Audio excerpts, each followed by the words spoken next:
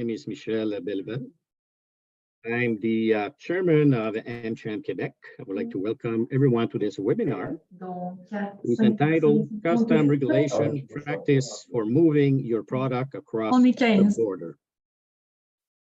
So welcome, everyone. We have 4 people that are going to be with us today to give us a little bit more information about everything that's related to custom. We have Stephen Fischel, who's the Assistant Port Director overseeing trade environment, 19 years with CBP, which has included time working in all levels of management within the trade environment and has been working in various capacities with CBP Trusted Traveler Program.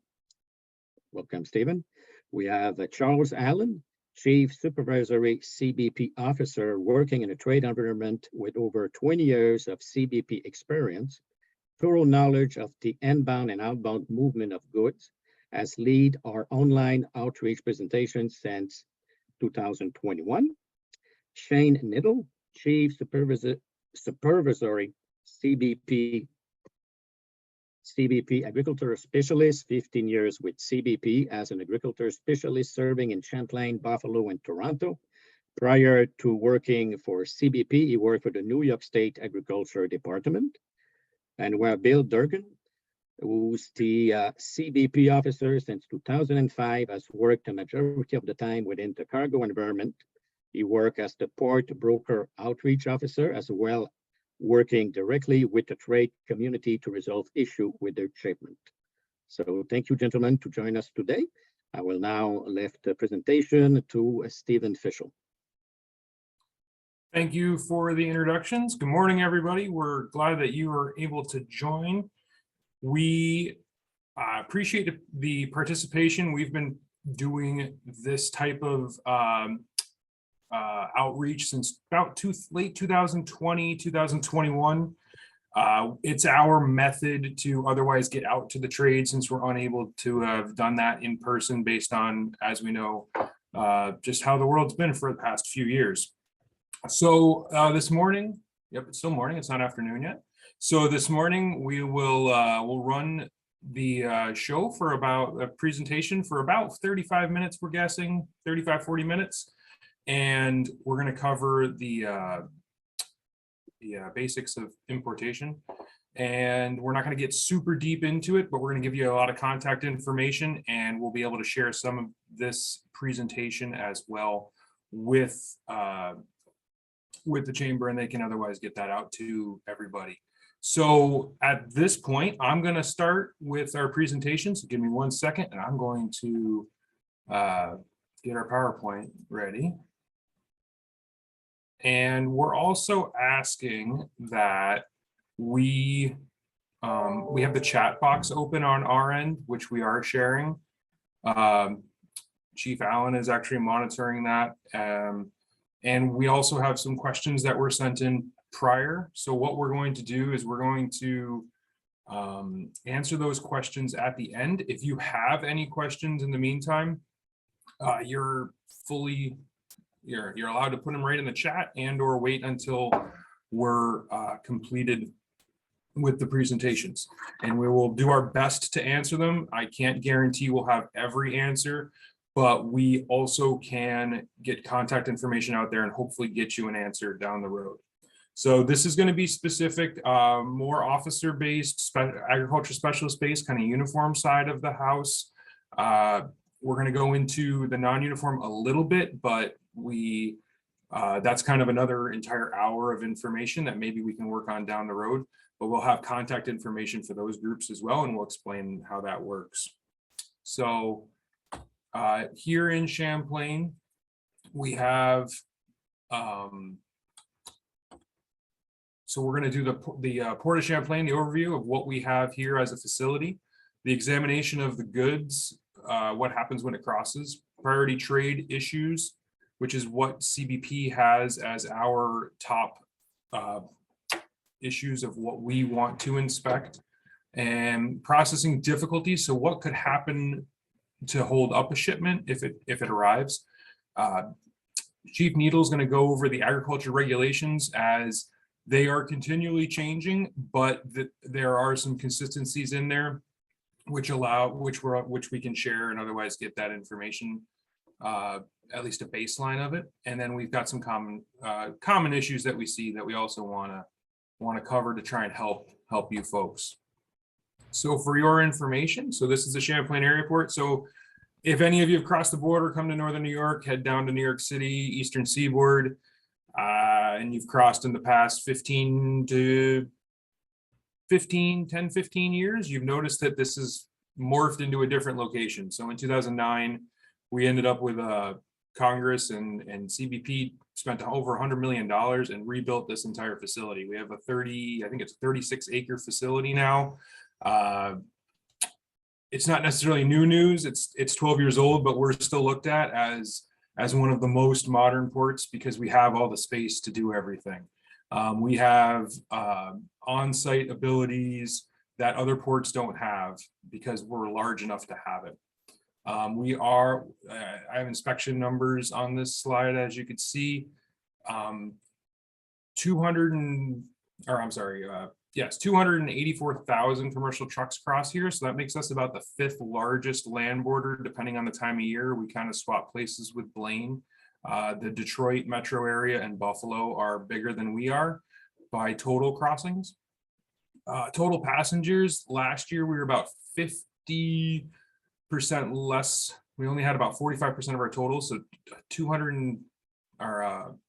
629,000 people crossed here last year. Typically, we average about 1.2 million people when prior to 2020. So we're creeping back up to those numbers again. But we'll get there. And the area port also covers the Trout River, so Northern New York, and we also cover the Albany Seaport and airport. We have an on-site Trusted Traveler program. I'm just going to put this plug in there. Although this presentation is not necessarily about Trusted Traveler, we do have an on-site Trusted Traveler enrollment center as well, so we can do fast nexus for anybody who is out there. And we have multiple non-intrusive inspection units, which are our X-ray machines. So we have a couple of trucks that we can X-ray trucks, and we have pallet X-ray and a small package X-ray machine here as well. So I spoke about CBP's priority trade issues. So CBP has a listing of what we want to concentrate on. So the first one is agriculture. We're going to cover that, so I'm not going to go too deep into the water there. We're going to let Shane talk about the agriculture world, but agriculture is one of our #1 issues that we have to keep bad things out of the country, to be honest, because it's amazing what damage bugs can do to the agriculture industry. Quota revolves around the importation of goods during a set period and or volumes of how much of a product can actually come in the country.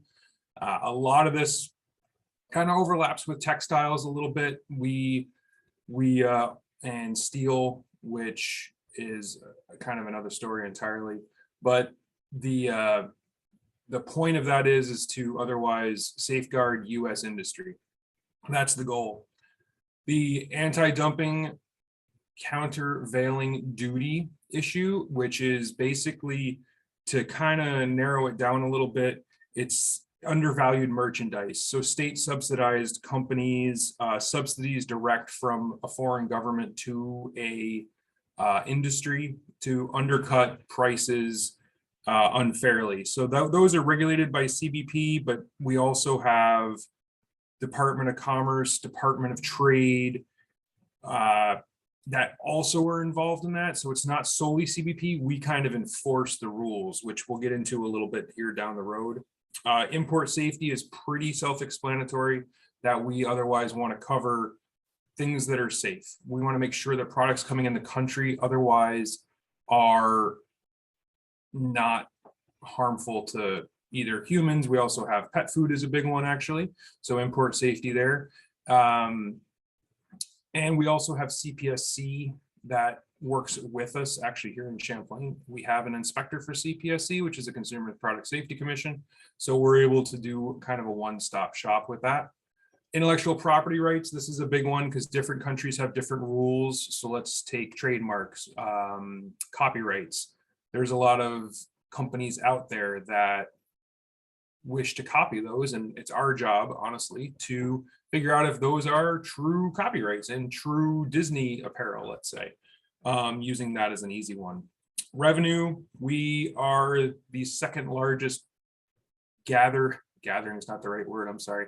We're the second largest revenue producing agency in the United States. So we bring in the most money for the United States outside of the Internal Revenue Service, which taxes are due in 12 days, but in the US. But we bring in the most amount of money. So we have to otherwise make sure we do that correctly, that we do it with the proper duties, the proper tariffs, and that money otherwise finds its way into the proper accounts. Textiles and wearing apparel, I kind of spoke about that with the quota world. We as the United States are the second largest textile producer in the world, which is kind of a surprise to some, but we still make a lot of fabrics. We make a lot of any kind of woven fabric and material. So we want to otherwise make sure that free trade exists with free trade agreements, but also unfair labor practices, but unfair trade practices otherwise exist and are otherwise found, and there's not fraudulent activity. And then the last thing that we like to otherwise focus on, or we are to prioritize, I should say, free trade agreements. So the United States has 15 free trade agreements. As we know, NAFTA was replaced by USMCA, or the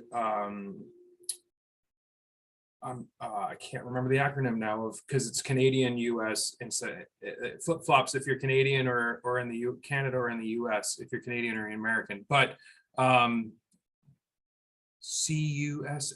Yeah, it's good enough. USMCA is okay. So I should have written that down. So anyway, we have 21 countries and 15 agreements with free trade agreements, and then we also have preferential trade legislations, which are agreements with countries to otherwise bolster some of their economies. A lot of these are developing countries. We've got over 179 agreements that exist for those. So that allows us to keep track of what's coming in the country and look at it from a perspective of how do we keep our industries viable. There's a lot of politics behind a lot of this, which is not what we're here to talk about today. But the idea is that we otherwise are going to keep track of these as our top things to look for.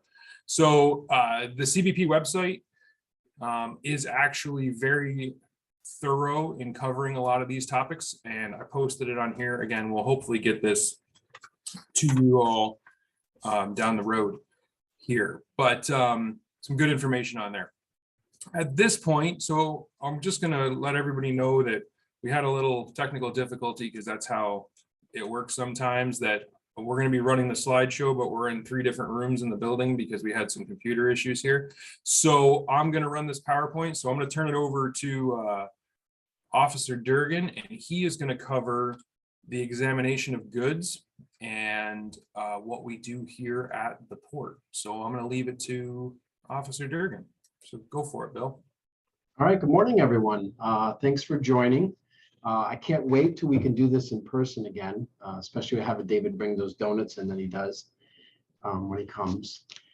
So we are a one-stop shop, as our Assistant Port Director, Stephen Fischel, had told us. We have everything here, Drug and Food Administration, we have Consumer Product Safety, we have Agriculture, Fish and Wildlife. So every entity is here. So, prepare yourselves, folks, as new importers, shippers, that you will be inspected at some point along the line. Either your commodities will be, backed up to the dock, they will be offloaded, we will check, we'll make sure for values is part of our priority, to make sure that the values are correct, that the tariffs are correct on the products that you're bringing in. So expect that your product will be inspected at some point.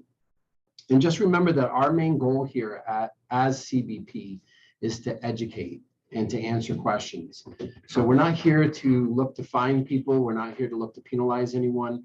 We're here to help you guys expedite your product into the United States in the proper ways.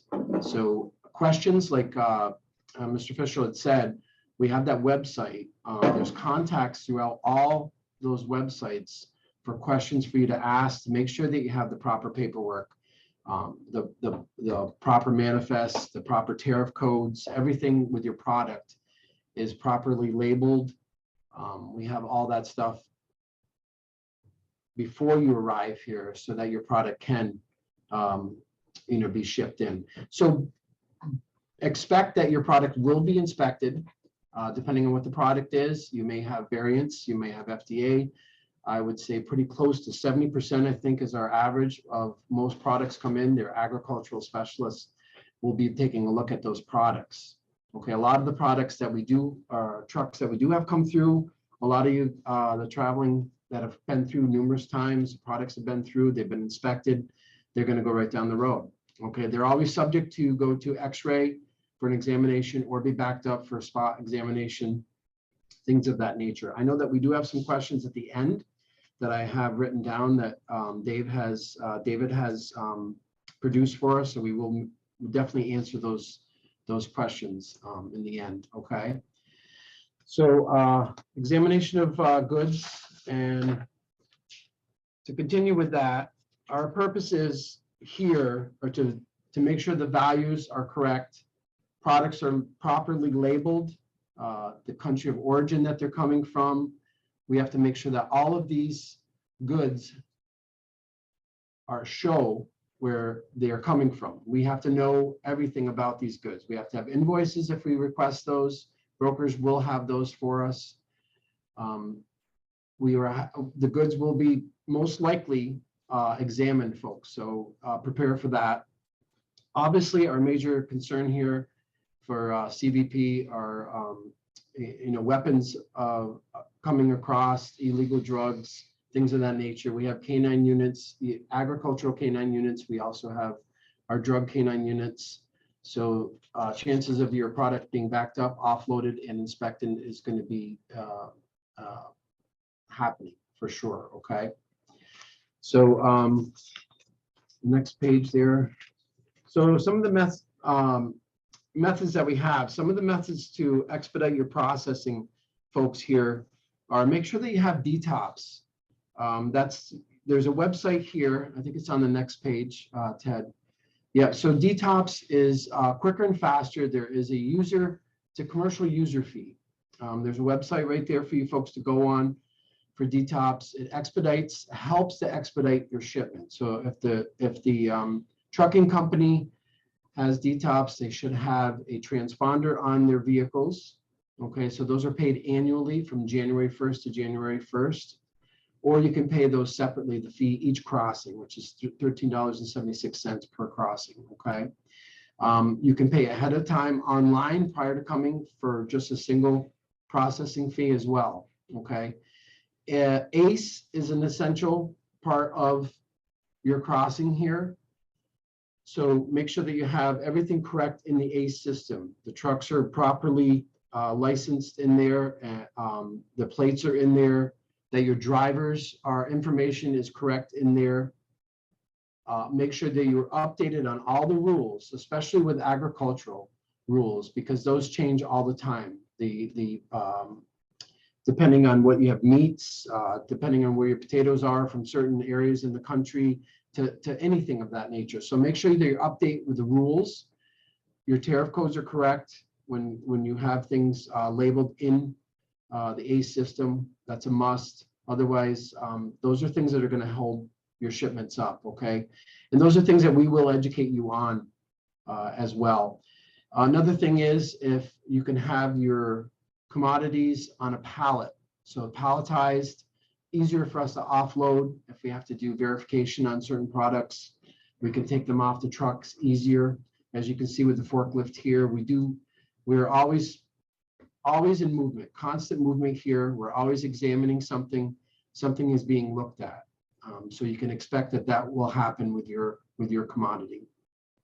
If you're traveling with something that has to be refrigerated with a reefer, the reefers are backed up, the product will not be taken off the truck for more than a certain amount of time. We monitor those temperatures on these products so they don't get harmed of any way.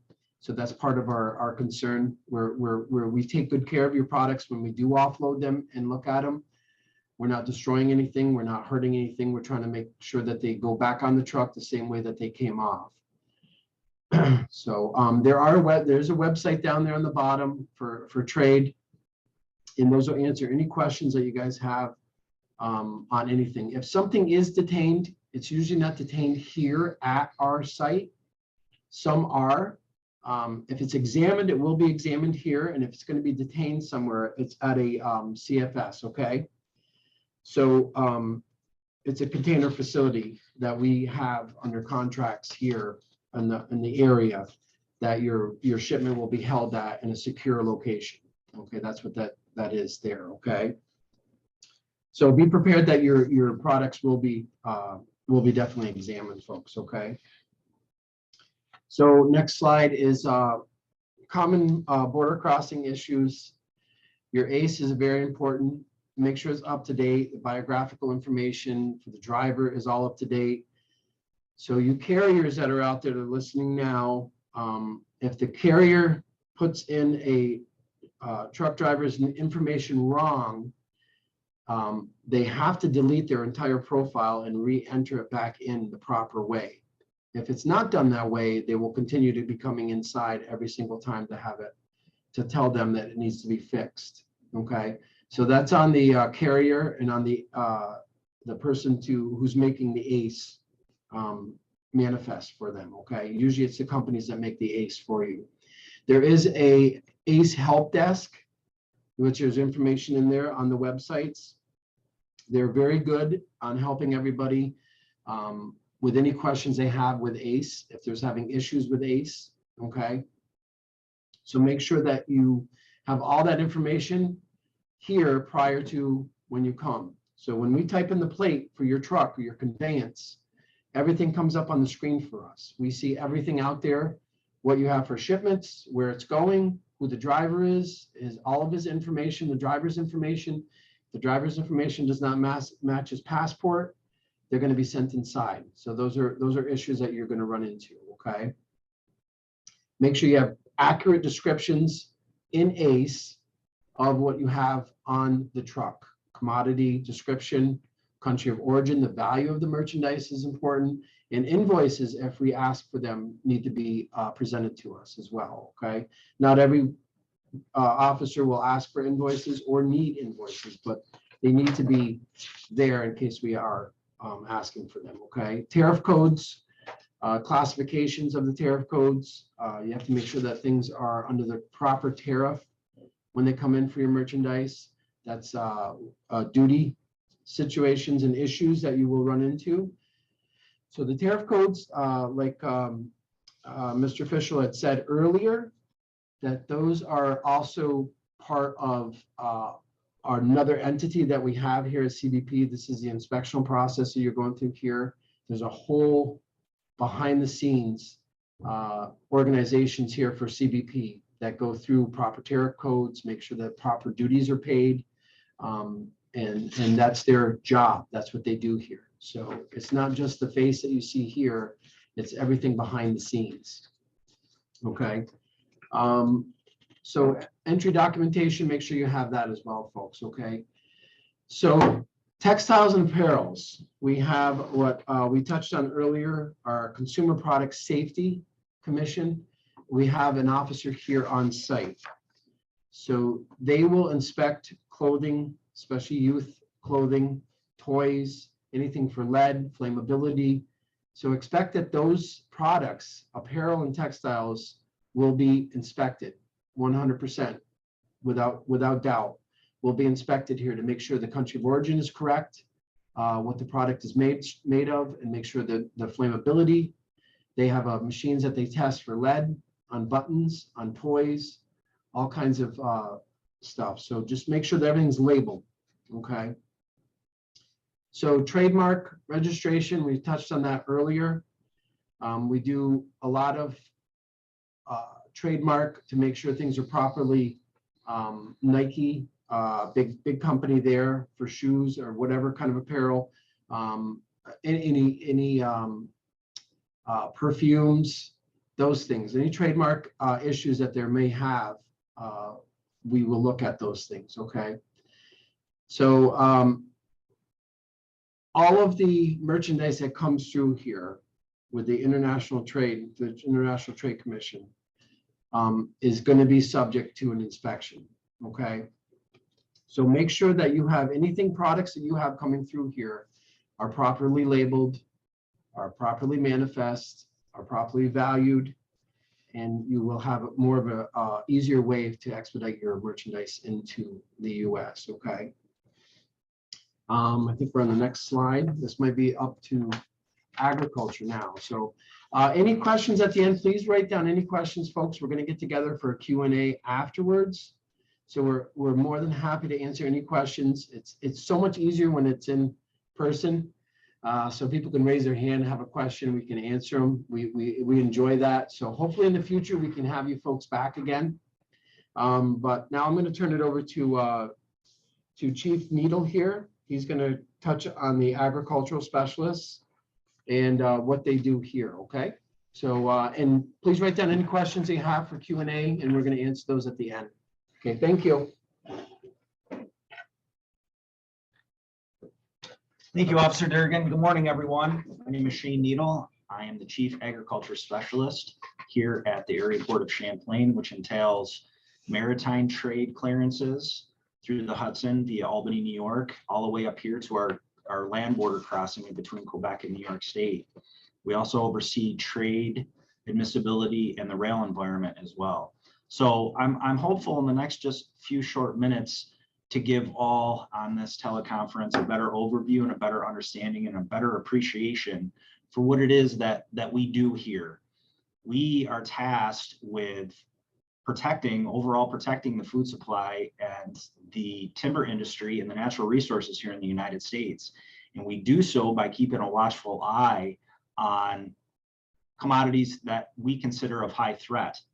And historically, we have seen it not only in the United States, but also in Canada and elsewhere, where importation of multiple commodities and various commodities all over the world, since the innovation of quick travel and quick trade, we've seen commodities from Southeast China that harbor harmful insects and wood borers make landfall and become established here in our timber industries and in our ecologies throughout Canada and the United States. And I know that firsthand, and that's why I have a passion for what I do and a great appreciation for what I do, because I've seen it firsthand out in the field throughout New York State and right along the border of New York State and Canada. And I've seen how insects from Southeast Asia can become established and do great harm to the natural resources here that border us. So believe me when I tell you, it's a very important job, but it's a very complex position. And for you being in the trade industry world of things, we're here to help you become more knowledgeable. You're not going to be ultimately specialist nor knowledgeable about every given commercial trend or every pathogen that arises throughout the world or insect of concern. So we're here to assist. We're not here to give the trade industry a hard time. We're here to guide you. So I'm going to start with some statistics here. Mr. Fischel and Mr. Durgan brought up, we as specialists, we regulate thousands of commodities all throughout the world from different origins, depending upon where the product is grown and harvested, where the animal disease status is currently in the country of origin. For example, we're dealing with, and I'm sure you've seen on the Canadian side as well, the price of avian products go up. That's due to avian influenza becoming widespread throughout multiple locations and provinces throughout Canada, as well as states here. And I've had colleagues personally work on avian influenza outbreaks, and it's just complete destruction. It's our personnel have to go in, our domestic United States Department of Agriculture personnel have to go into a quarantine area, into an area that has been deemed positive for avian influenza, and completely destroy all domestic poultry. It's rather disturbing, but that's something that we have to do to prevent the further spread of this particular virus that hit our livestock. But avian influenza, number one, is on top of our radar at the moment, and we're keeping a watchful eye on that particular virus in our domestic avian livestock throughout Canada as well as the United States. So that's a perfect example when Mr. Durgan and Mr. Fischel said our regulations are forever evolving. There's never going to be concrete regulations this day and age as we sit here right now and indefinitely until the end of my career. Something could change by noon. If it's not noon, it's 12:01 right now. But there could be a widespread infection of, unfortunately, what we're preparing for throughout our porcine belt here in the country. And farms are already preparing for African swine fever to hit. So we're trying to stay on our toes, especially with livestock diseases, because inevitably, unfortunately, it's going to hit. So we work on an ever-evolving regulatory scheme of things constantly. But what we have here in front of you is just a broad overview of what we see through our pathway. And if you're on the receiving end of things or on the shipping end of things, emergency action notifications, it sounds rather harsh, but what our intentions there is, if we run into an issue, say a document admissibility issue, or we discover a plant pest or pathogen on a particular commodity that we're concerned with, what the government is going to do is make you more knowledgeable about the federal code of regulations that we're enforcing. And we do so when your shipment's held or refused entry due to agriculture admissibility purposes. We issue the shipper and the consignee an emergency action notification. And that is citing the particular code of federal regulation that we're enforcing at that point in time. So we're gonna touch upon in the next slides some issues that we've faced historically on the border and some threats that we're after. So dependent upon the origin, so for example, we currently regulate all tuber crops throughout Canada, and we do so because of potatoes, tubers, propagated and harvested in Prince Edward Island. And that particular commodity is regulated. We need to know where that particular commodity is grown and harvested, and that's done so, and that's proven with a certification of origin that's presented by the driver and the shipper at the time of entry for the particular commodity of potato. And the government is concerned because of potato cyst nematode that has existed in Prince Edward Island for a good 100 years that has become established. So that's one example of many regulations that we enforce and the documents that are required upon entry.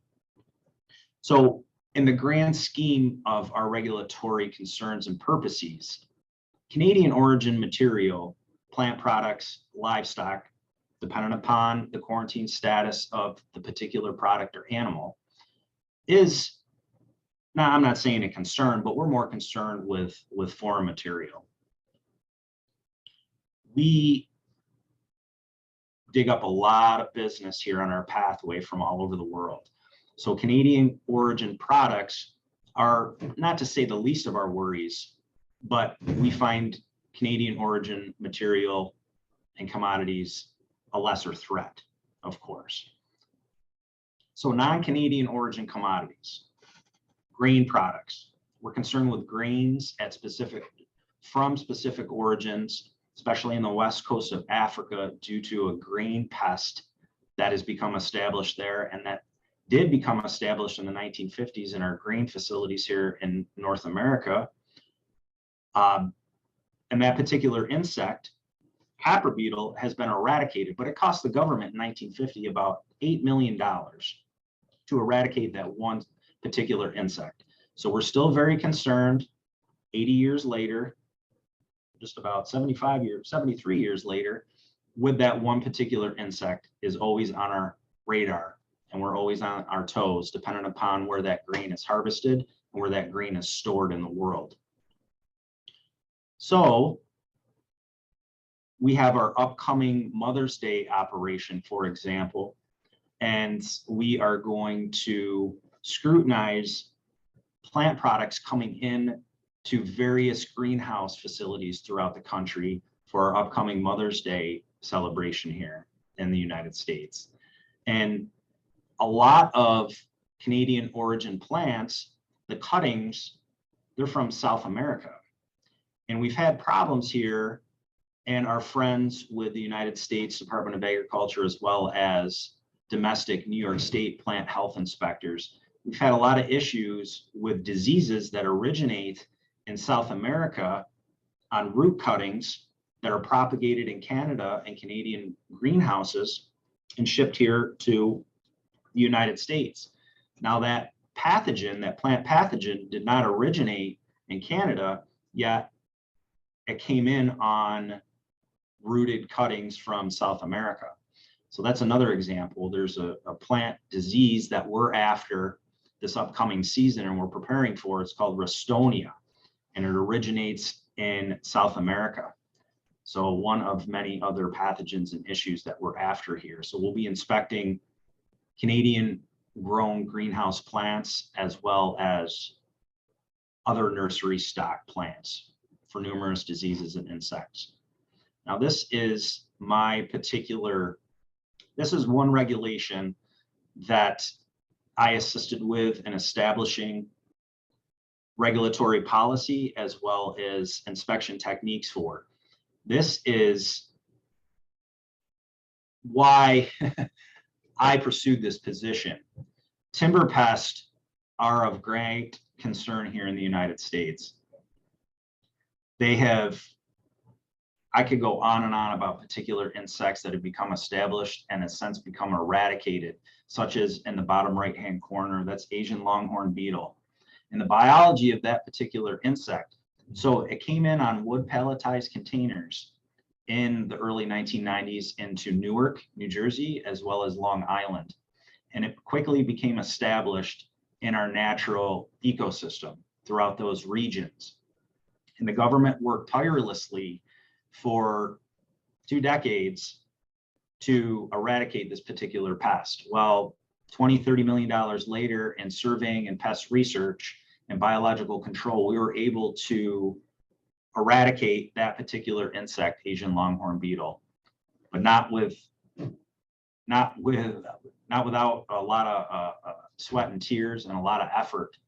But we regulate wood palletized containers, as you can see in the center of the screen, and we do so by determining the country of origin and that they are on the international phytosanitary certification standards. So any wood palletized container that makes entry here in Champlain and elsewhere has to be heat treated. And the only way that we know that and we can determine that is if we visually see the stamp that's on the top of your screen there. That is the facility code as well as the country of origin and the way it was heat treated. So it could be treated with methyl bromide or it could be heat treated to an internal temperature. But that heat treatment and that methyl bromide doesn't necessarily penetrate the center of that wood packaging material. And we do still intercept quite a bit of live insects, as you can see in the top right-hand corner, a lot of viable insects and larvae that we're very much concerned with here. I know Canada, a lot of the suburban areas, I lived outside of Toronto and worked for Pearson International Airport pre-clearance operations for 4 years. And I know suburban Toronto areas are very concerned with emerald ash borer in the center right hand of the screen there, as well as Asian longhorn beetle and many other pests. So I've seen a lot of these pests that originate from Southeast Asia become established in our countrysides and our forested areas here in North America. So this particular regulation, I'm very much concerned with and very passionate about. But all your bracings and your wood pelletized containers, we need to see that heat treatment stamp. If Canada, the origin of Canada, if that wood is processed and constructed into a pelletized container from timber harvested from Canada, we do not need to see that heat treatment stamp. If it's of foreign origin, that treatment stamp needs to be adhered to all sides of that bracing as well as the pelletized containers. Ted, next, please. So when we run into an issue, we have intercepted numerous commodities of concern, whether they were fraudulently trying to present documentation unintentionally or intentionally. You know, this does occur where a shipper or a consignee will present fraudulent documentation to either skirt inspection, deter inspection, or to keep us on our toes. But I tell you, we don't miss much. That's for certain. So when we do have a shipment that's considered an alleged violation, we can either go two routes. Number one, upon entry, if we discover a viable insect on a foreign commodity or even a commodity of Canadian origin that we're concerned with, what we do is we'll hold the shipment to determine that that insect is not a concern, nor can that insect do harm to our food supply or our agriculture economy here in the United States. So we'll hold the shipment. And if the shipment, when we're holding that particular commodity, we will give the shipper the option to hold in a compound hold here on our premises if the commodity is not a perishable item. Because as Officer Durgan said, we'll monitor if it's a reefer, if it's a refrigerated conveyance, we'll monitor those temperatures, but we do not want to lose that particular commodity. So we'll give the shipper the option to hold for official identification. We send out when a particular insect or pathogen is discovered on a commodity, we'll send them out for official identification to our regional identifiers. So we'll know without a doubt if that particular insect or disease can do harm, can do further harm if distributed throughout the United States. So we will either hold that particular shipment or we'll give the shipper the option to re-export to Canada.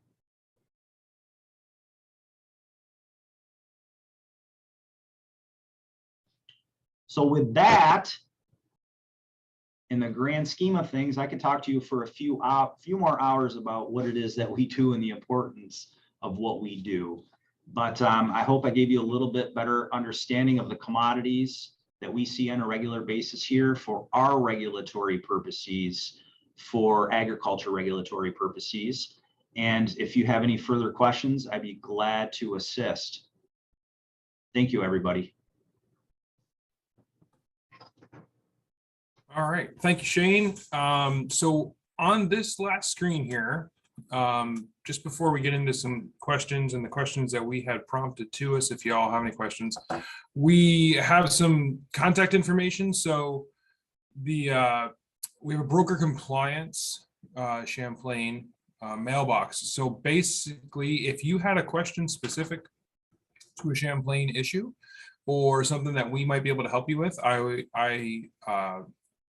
would say give us an email. We have 3 officers who work in that unit, and they should at least steer you in the right direction. It's typically our guys and girls like Bill, and we've got 2 others that work on that, and they know what they're doing. Below that, so we kind of glanced over it a little bit, but we have the backside of everything is our import specialist and entry specialist. So our entry specialists deal with the money. So if there's duties owed, they intake the money. The import specialists are the folks that do the nitty gritty, making sure the paperwork's right, making sure the marking is right, making sure the background stuff is done correctly. And they also calculate the duty that could be owed depending on the product. So these are called the Centers for Excellence and Expertise. We otherwise call them just the centers. So each center has a different location, and each center has a different email address. The Champlain Port of Entry, since these folks work virtually, we have 41 who work here at Champlain. They otherwise work, we have all 10 of these centers on the screen represented. So we have at least one import specialist from each center here on site 1 day a week. So it gives us the ability as well that we have, I'll say, a more personal, it's not the correct term, sorry. But we have a face-to-face that we can otherwise talk to somebody about specific commodities if we need them here.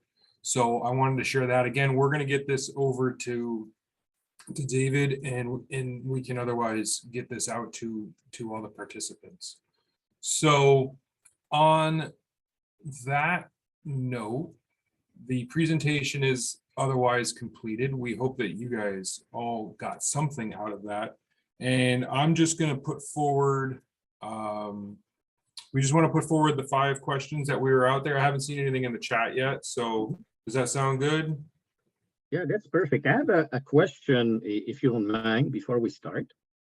AmCham Quebec, we do a lot of work with SMEs, small and medium enterprises. And for a lot of them, when they're thinking about, exporting to the United States, it's like something very complicated when you don't know, when you start from zero. What would be the first 3 points that you would say for the person who has a small enterprises and say, hey, I want to export to the United States? What would be the most important thing to start with? I'll start, and then I'll Bill might have some input on this too. I would say the number one thing is, depending on what your commodity is, I would find out through one of the centers what regulations exist for that commodity. Because using textiles, for example, there's so many different little rules and regulations of where the product comes from. That's a good place to start. If they're going to be, they would then have to make a step to find a brokerage to cross, because the brokerage is kind of that liaison, that intermediary. We cannot suggest any brokerages, but most brokerages now are virtual, so they work around the country. And they also, some of them are binational, so they also can deal with Canadian product going back if you were to bring commodities in. So I would say a relationship with a brokerage, a relationship in some sort of how to start with your commodity to import. I think those are the top 2. Billy, you have anything else you want to throw in there for a small business? That's exactly what I was going to hit on, official. Yeah, the carrier is, you're going to have to get a certified carrier, one that's certified to be able to come through. You're going to have to get a broker for any of those people that want to ship their items in. There's also the best way to go about this is to look on those websites that we provide for CBP, and it'll tell you what you need. Depending on the product that's coming down, it's going to, and the value of the products that are coming down, those are all ACE. The ACE system itself, I mean, people get intimidated with the ACE system. The ACE system is free. There's nothing that costs anything for you from the US government for ACE to set up an account for the ACE system. So that's our manifest system to come into the United States. There is a help desk for the ACE help desk, and they're very good. They're easier to get a contact with via email for information. If you try to call them, you most likely won't get through as easily. But if you leave them an email to the help desk for ACE help desk, they will contact you to help you out. But you will need a carrier for the carrier code. You will need a broker depending on what you have for commodity and the values. So those are a couple things that you will need. But we will answer any questions, like Mr. Fischel had said.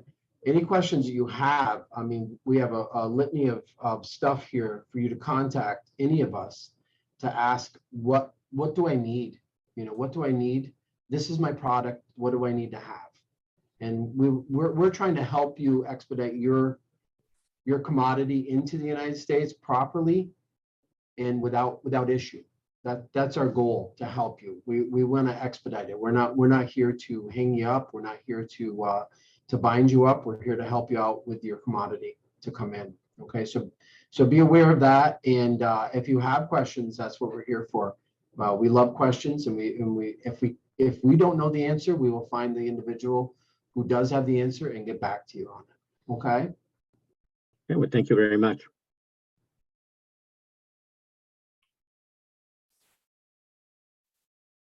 Yeah, I think that the big thing for everybody on the call, it's a lot. It's probably pretty intimidating. It's obviously new for a lot of folks. I think just getting that information is going to be a heck of a lot easier than not. I think that most companies out there's some hiccups at first, no matter what, but it's part of, I think it's just kind of part of the import-export world. Though I will say that if you get your information properly in the front end, it makes it easier on the back end. So you'll know what's coming necessarily a little bit easier. All right, so we got the questions we had here.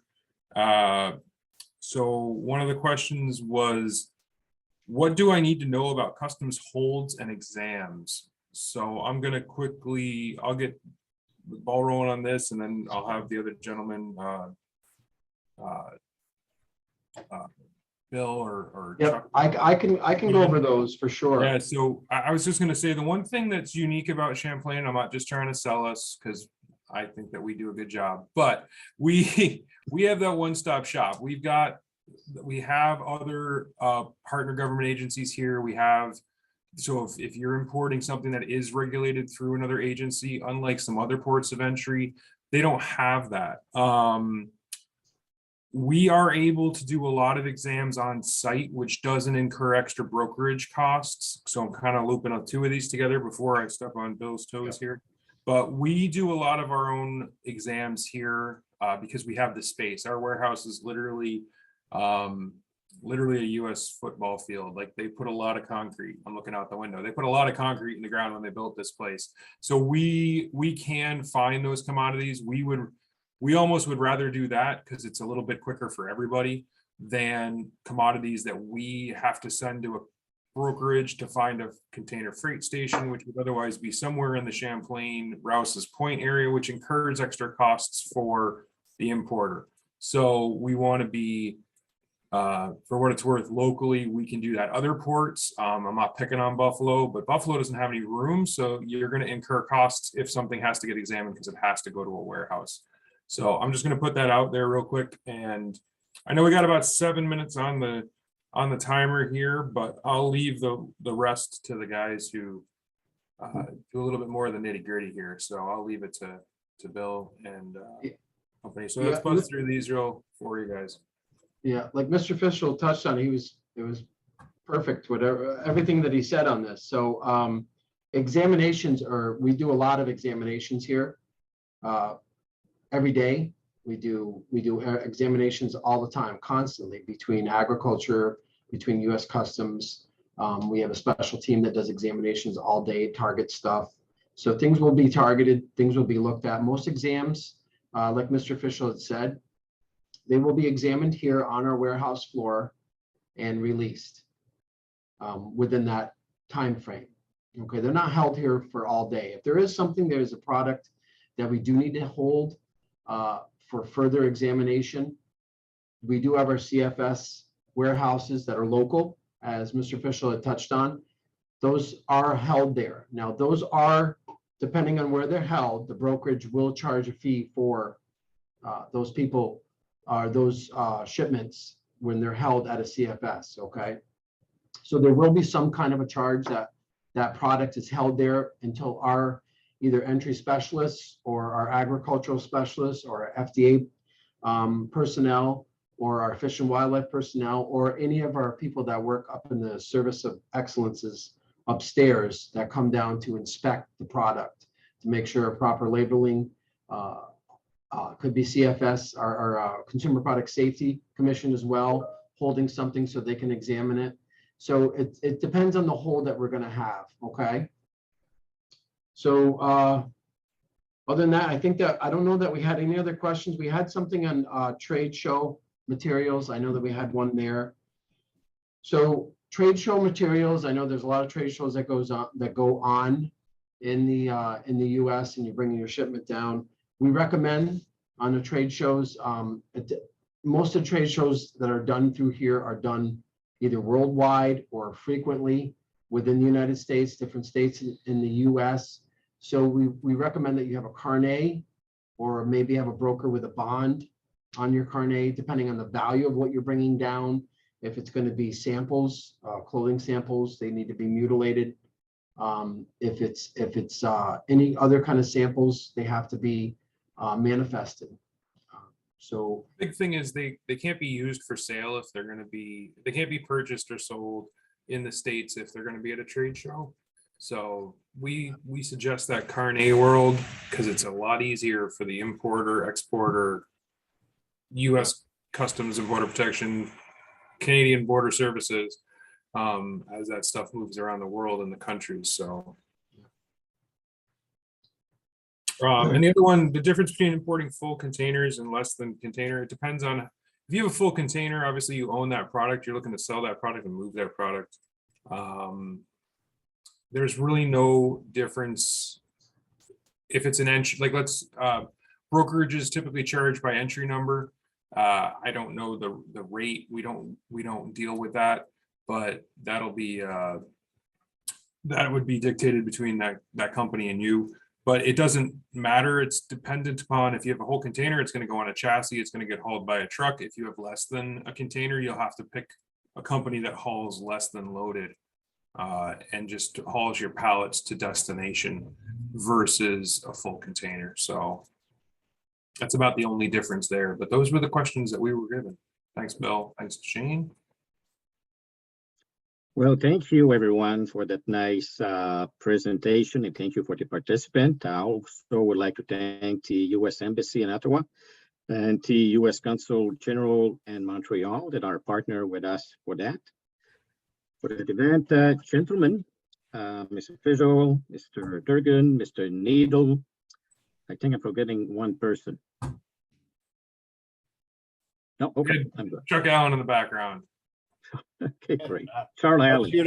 was here to answer questions in the chat, but there haven't been any, so we must have addressed them all. Your presentation were very informative.